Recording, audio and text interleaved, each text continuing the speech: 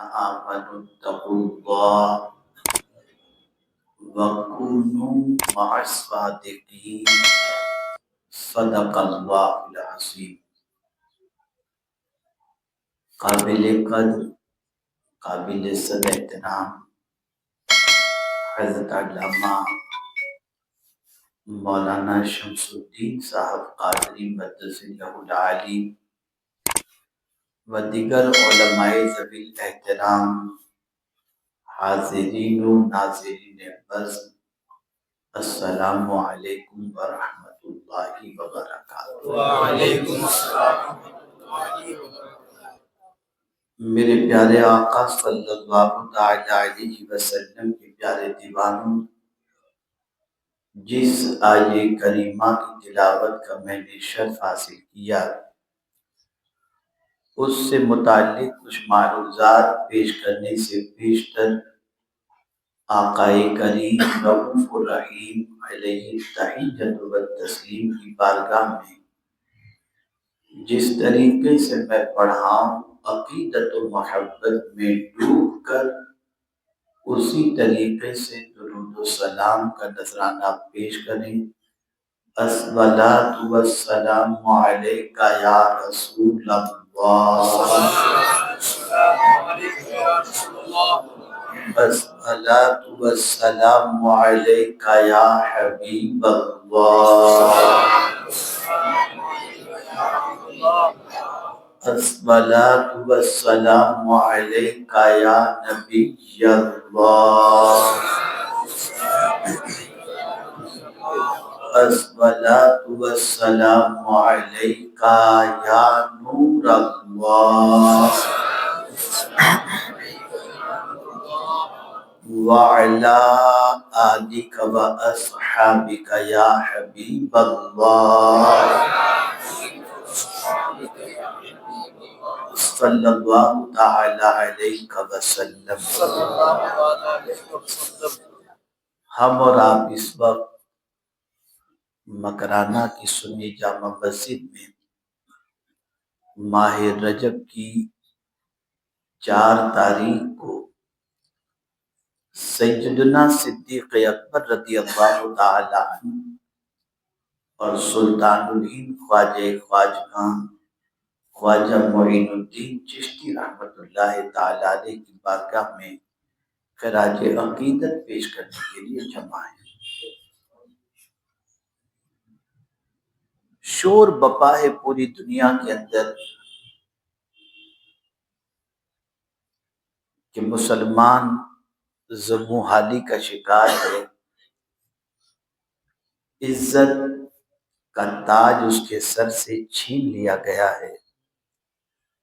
ایسا لگتا ہے کہ رسوائی مسلمان کا مقدر بن چکی ہو اور پیروں تلے روندا جانا شاید اب اس کی زندگی بن گئی ہو۔ یہ بات اپنی جگہ مسلم ہے کہ عالمی سطح پر جس طریقے کی بھی سچویشن امت مسلمہ کی ہے، کچھ سوشل میڈیا کے ذریعے صحیح ہے اور کچھ پروپیگنڈا ہے، لیکن ہمیں یہ سمجھنے کی ضرورت ہے کہ آخر ہمارا یہ حال ہوا کیسے۔ ہماری یہ پوزیشن تو نہیں تھی، ہمارا حال تو یہ تھا کہ جو ہم سے قریب ہوتا اس کی زندگی بدل جاتی تھی۔ آج ہم جس سے قریب ہوتے ہیں اس کا اثر لے لیتے ہیں اور ہمارا اثر کوئی لینے کو تیار ہی نہیں۔ سمجھنے کی ضرورت ہے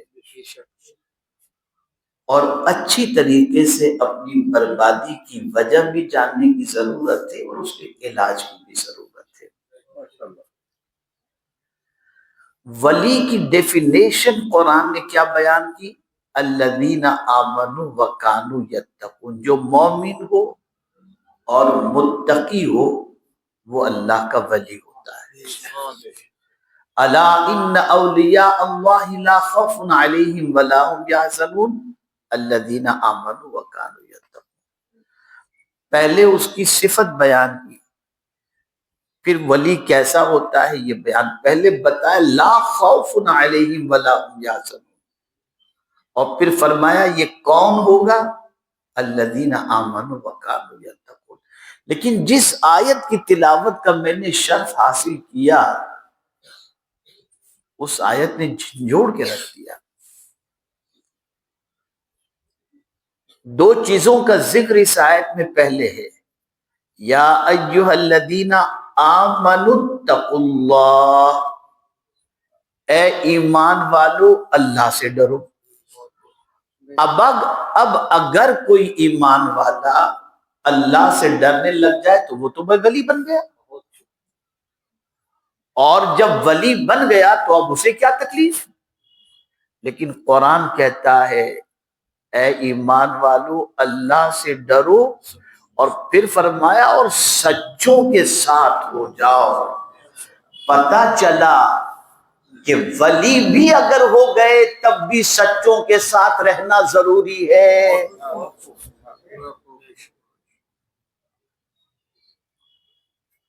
میرے پیارے آقا صلی اللہ تعالی علیہ وسلم کے پیارے دیوانوں،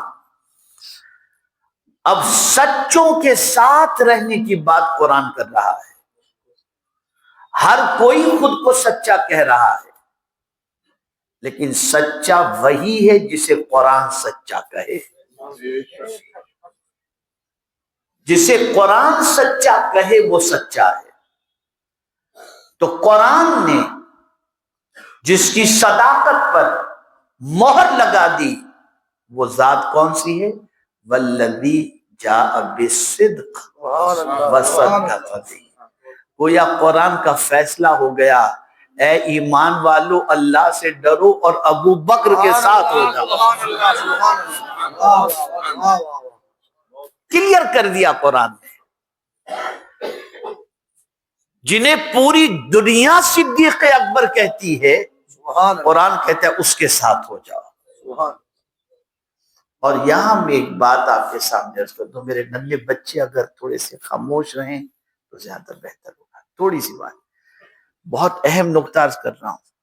حضور اسی دل میں آتے ہیں جس دل میں صدیق اکبر ہو۔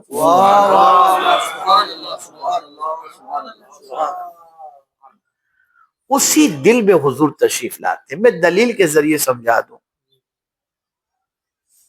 غار ثور میں پہلے صدیق اکبر گئے یا حضور گئے؟ صدیق اکبر گئے۔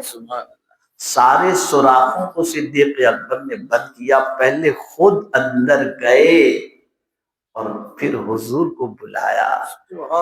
پتہ چلا یہ دل بھی غار ثور کی طرح ہے، پہلے اس میں ابو بکر کو آنے دو، پھر حضور خود ہی تشریف لے آئے، پھر حضور خود ہی تشریف لے آئے۔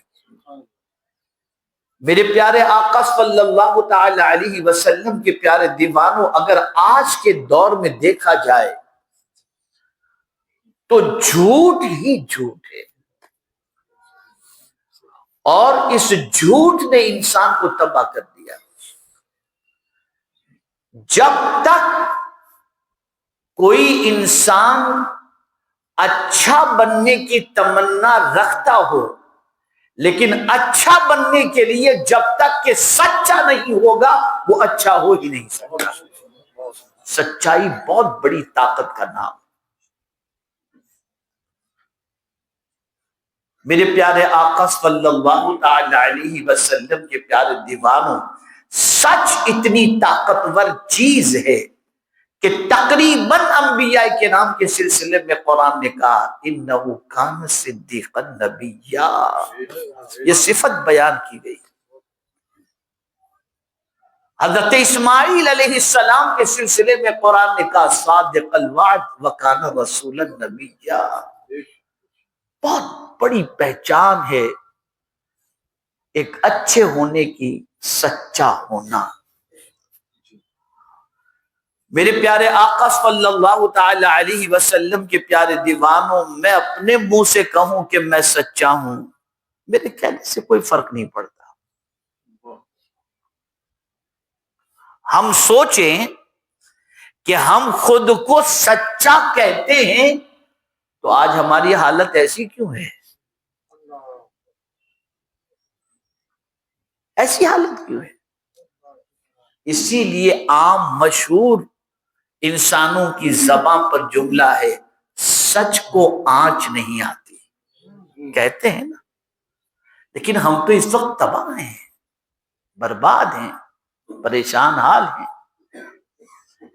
اور سچ کا مطلب یہ نہیں کہ صرف بات سچی کرنا، یہ تو ایسے بہت مل جائیں گے، لیکن آج میں آپ کو سچ قرآن نے کسے کہا، سچا کسے کہا، میں اسے تھوڑا سا سمجھا دوں، آپ کو صدیق اکبر کی ذات بھی سمجھ میں آ جائے گی اور سلطان الہند کی ذات بھی انشاءاللہ سمجھ میں آ جائے گی۔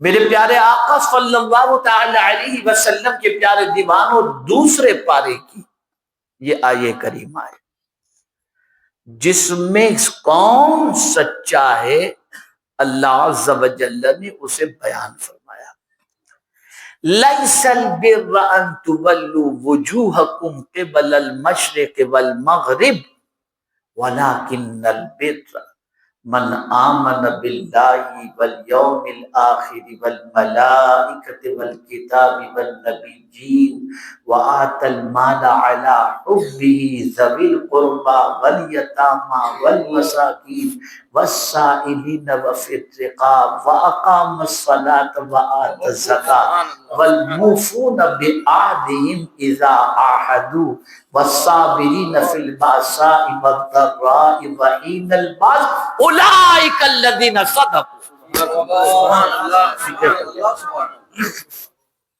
واولئک هم المتقون۔ یہ ہے سچے انسان کی تعریف۔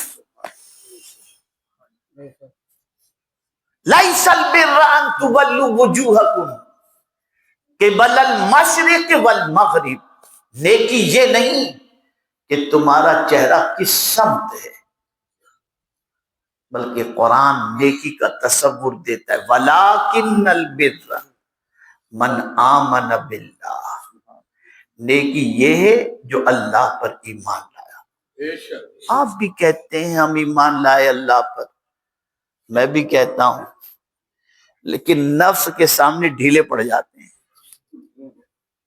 ایک منٹ کے اندر طبیعت ہماری اللہ کے ماننے کے سلسلے میں، اللہ کی ماننے کے سلسلے میں، اللہ کی ماننے کے سلسلے میں ہماری طبیعت ڈاواڈول ہو جاتی ہے۔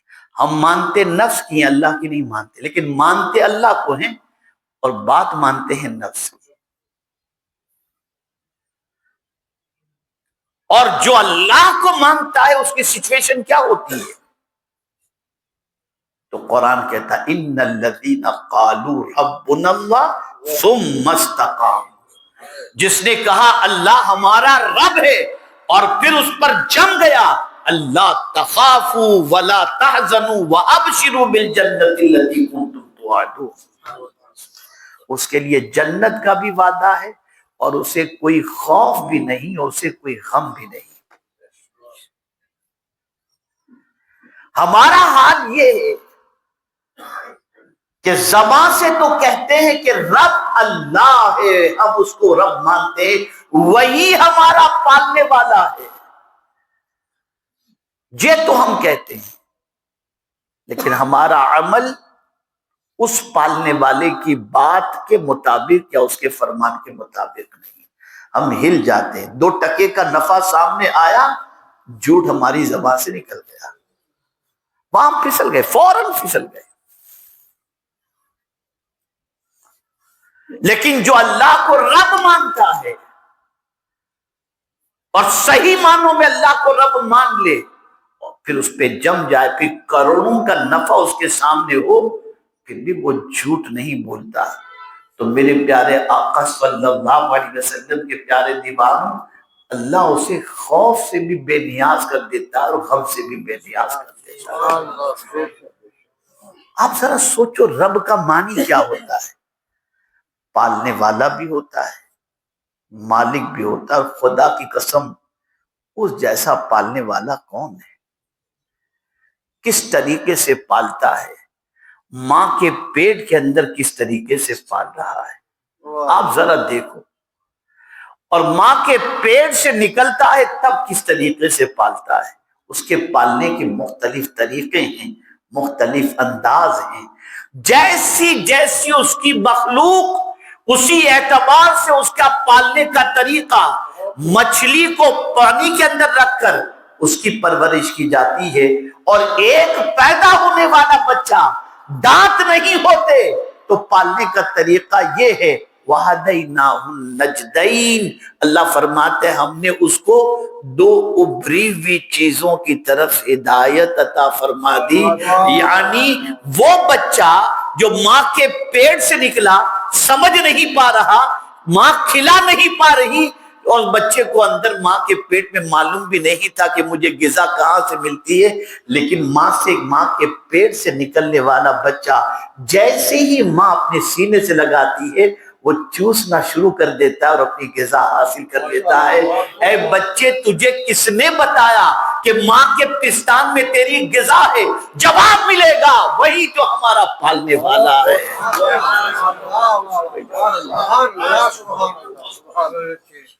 وہی جو ہمارا پالنے والا ہے۔ حیرت ہوتی ہے، ایسے پالنے والے پر بھروسہ کم ہو گیا، ایسے پالنے والے۔ لیکن جو اللہ کے مقبول بندے ہوتے ہیں وہ پھر حالات کیسے بھی ہوں ان کا بھروسہ رب پر بڑا پاورفل ہوتا ہے، وہ یقین رکھتے ہیں کہ کچھ بھی ہو وہ پالنہار حقیقی ہے، وہ راستے نکالے گا، وہ پریشانیاں دور کرے گا۔ آپ ذرا سوچو، خوف تھوڑا سا غار ثور میں آیا، حضور نے کیا پلایا صدیق اکبر کو؟ جو بات عرض کرنا ہو غور سے سنیے گا۔ آج سب سے زیادہ ضرب توحید پر لگائی جا رہی ہے، اور توحید کے سلسلے میں واقفیت نہ ہونے کی وجہ سے انسان کا توحید پر عقیدہ بھی کمزور ہوتا جا رہا ہے۔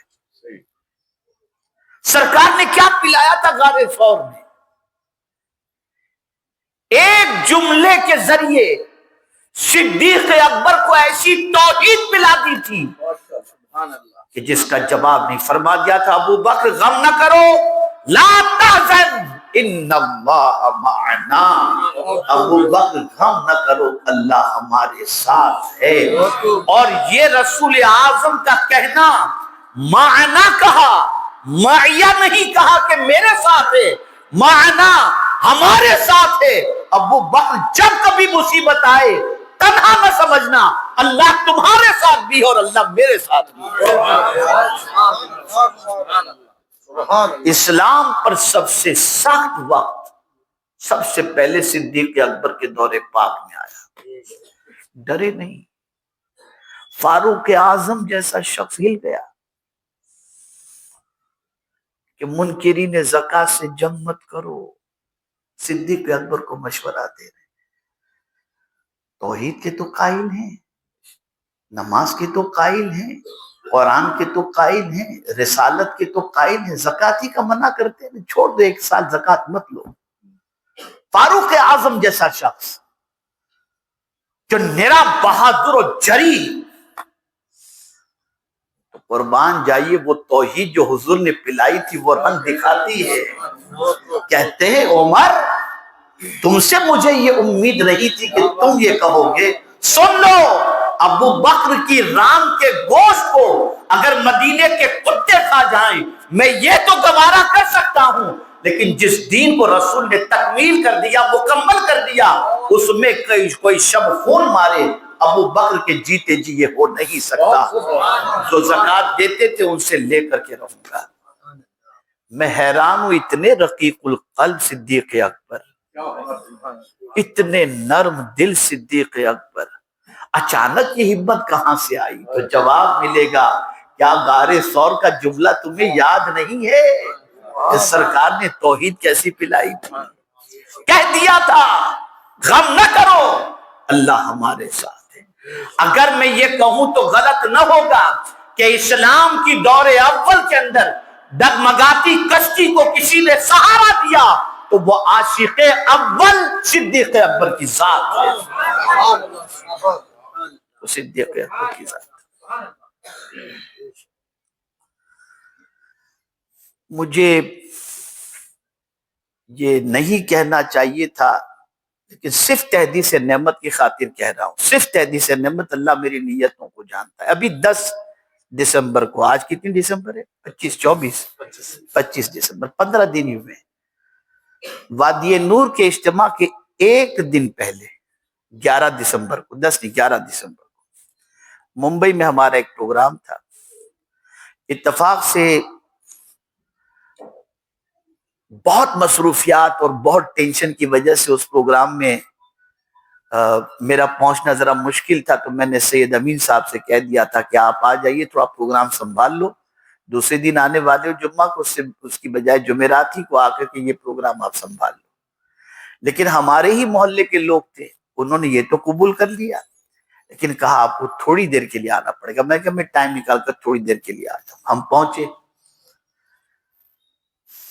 تو اب آپ جانتے ہیں کہ سید امین صاحب کا معاملہ ایسا ہے کہ ہم پہنچ جائیں تو بیان ختم کر دیتے ہیں وہ. تو انہوں نے بس وہی سمیٹنا شروع کر دیا.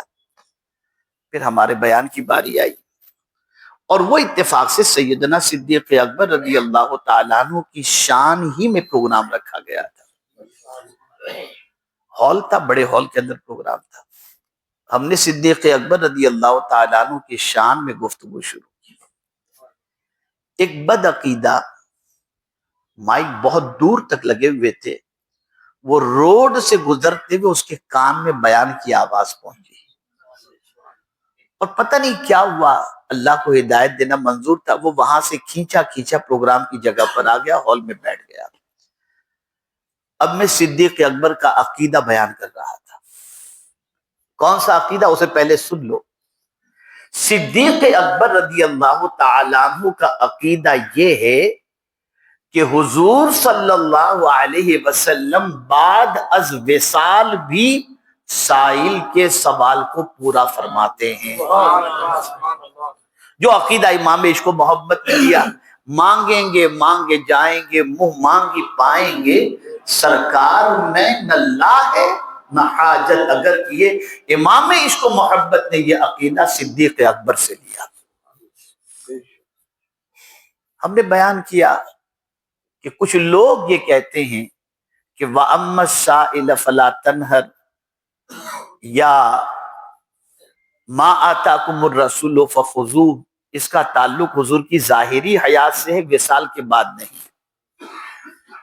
تو میں نے کہا چلیے ہم ان کی بات سے اتفاق تو نہیں رکھتے لیکن ہم صدیق اکبر سے پوچھ لیتے ہیں کہ آپ کا عقیدہ کیا ہے.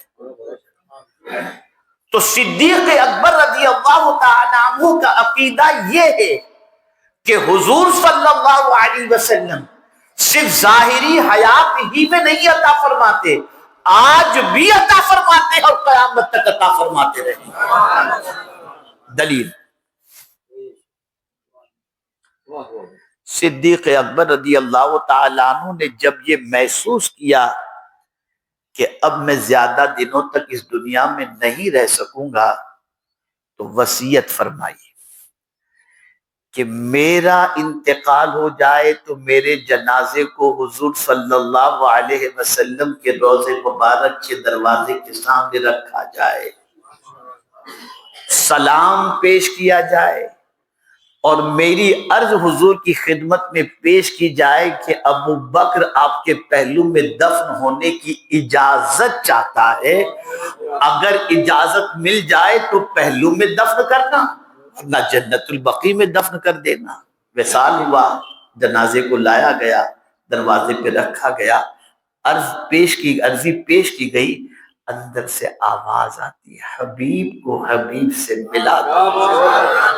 دروازہ کھلا اور آج صدیق اکبر جو پہلو میں آرام کر رہے ہیں وہاں سے عقیدہ بیان کر رہے ہیں کہ ابو بکر جس جگہ پر آرام کر رہا ہے یہ جگہ بھی دینے والی کوئی اور ذات نہیں, مصطفیٰ جان رحمت کی ذات. تو پتہ چلا آج بھی حضور دیتے ہیں، لیکن کس کو دیتے ہیں؟ سب کو دیتے ہیں، سب کو دیتے ہیں۔ لیکن امام نے کہا بڑے پیارے انداز سے، ہم لوگ سمجھتے نہیں، اعلیٰ حضرت کے شعر پہ واہ واہ کر دیتے ہیں، سمجھو واللہ وہ سن لیں گے، قسم کھا کر کہتے ہیں اعلیٰ حضرت، واللہ وہ سن لیں گے، فریاد کو پہنچیں گے، اتنا بھی تو ہو کوئی آہ کرے دل سے، زباں سے نہیں، اتنا بھی تو ہو کوئی آہ کرے دل سے۔ ارے اس تبانے حنانہ کی جب سن لیتے ہیں تو ہماری نہیں سنیں گے؟ نہیں سنیں گے۔ اے رسول اعظم صلی اللہ علیہ وسلم کے دیوانوں، یہ عقیدہ میں نے بیان کیا، مجھے تو نہیں خبر تھی کون بیٹھا ہے کون نہیں، اپنا بیان ختم ہوا، بیان ختم کر کے جیسے میں جانے لگا، چونکہ مجھے جلدی جانا تھا آفس پر، تو میں اترنے لگا تو وہی بدعقیدہ دیوبندی جو ہے وہ، میں تو اس کو پہچانتا بھی نہیں تھا، زندگی میں پہلی بار اسے دیکھا، وہ مسافے کے لیے کھڑا تھا، ہاتھ میں ہاتھ دے کر رونے لگا اور مجھ سے کہنے لگا زمانے سے اہل سنت و جماعت کے عقیدے سے متعلق میں بدگمان تھا اور دیوبندیت کی طرف میری زندگی گزر رہی تھی، آج میں آپ کو گواہ بنا کر توبہ کرتا ہوں اور کہتا ہوں کہ سنیت ہی حق ہے۔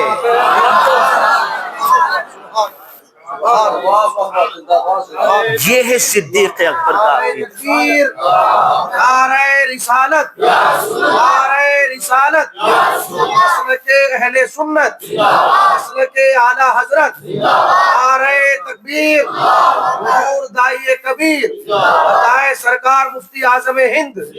آپ پازیٹیو وے سے اپنا عقیدہ پیش تو کریں، اور ہدایت تو اللہ کے دست قدرت میں ہے، وہ جب چاہے جسے چاہے ہدایت عطا فرماتے ہیں۔ تو عرض یہ کر رہا ہوں کہ صدیق اکبر صرف زبان سے سچ بولنے والے نہیں تھے، قرآن نے جسے سچا کہا وہ کون ہے؟ پہلی ہی بات فرمائی من آمن باللہ، جو اللہ پر ایمان لایا۔ اب ایمان لانے سے کیا مراد؟ ان الذین قالوا ربنا اللہ ثم استقاموا، یہ ہے، اس پہ جم جاؤ، اس پہ ڈٹ جاؤ۔ ایک صحابی حضور سے عرض کرتے ہیں حضور مجھے کچھ نصیحت فرمائیں، سرکار نے فرمایا کہ اللہ کے علاوہ کوئی معبود نہیں اور پھر اس پر جم جا، یہ سرکار نے ارشاد فرمایا، استقامت۔ ہم تو ڈاوا ڈول ہیں، ہمارا عقیدہ، معذرت چاہتا ہوں، ہمارا بھروسہ سب پر ہے، رب پر نہیں۔ آپ کہیں گے بڑی عجیب بات کر رہے ہیں، بھائی میں دیکھ رہا ہوں نا دنیا میں بھی تعویذات وغیرہ کبھی کبھی کر لیتا ہوں، کچھ وظائف بتا دیتا ہوں، لیکن کبھی کبھی میں اس کو بہت زیادہ، اس لیے کہ اللہ کے فضل سے بہت ساری خلافتوں کے ملنے کے باوجود مجھے جو راستہ بہت اچھا لگا وہ دعوت و تبلیغ کا، اس لیے میں اس میں لگا ہوں۔ یہ نہیں کہ ہزاروں میں الحمدللہ وابستہ سلسلہ موجود ہیں۔ اب یہ مکرانائی میں ابھی جن صاحب کے گھر پر ہم گئے، مجھے حضرت مولانا شمس الدین صاحب قبلہ نے بتایا کہ وہ آپ سے بیعت ہیں، میرے پاس نہ ان کا نام ہے، نہ نمبر ہے، نہ کوئی چیز ہے۔ اب گھر دیکھا تو عالی شان گھر، کچھ بھی نہیں، بس میرا کام ہے جو کچھ اچھی پیغامات ہیں ان تک پہنچا دے، نصیحتیں کر دے، نام، یہ سب۔ دنیا میں جتنے بڑے بڑے کروڑ پتی مریدین ہیں ان میں سے کسی کا نمبر میرے پاس نہیں ملے گا، اور کوئی مکرانہ کا ایک مرید بتا دے، شاید غریب کوئی بتا سکتا ہے، لیکن کوئی امیر نہیں بتا سکتا کہ میں نے کبھی زندگی میں اسے فون کیا ہو۔ آپ کہیں گے کیسے پیر صاحب، لیکن ایک بات ضرور ہے، ہر مرید کے لیے گنبد خضرا کے سامنے دعا ضرور کرتا ہوں، سنہری جالیوں کے سامنے پہنچ کر سرکار کی بارگاہ میں ان کی طرف سے سلام ضرور پیش کرتا ہوں، مقام مستجاب پر ان کے لیے دعا ضرور کرتا ہوں، بڑے دنوں اور بڑی رات میں ان کے لیے ہدایت کی دعا ضرور کرتا ہوں، یہ میرے معمولات کے اندر ہے۔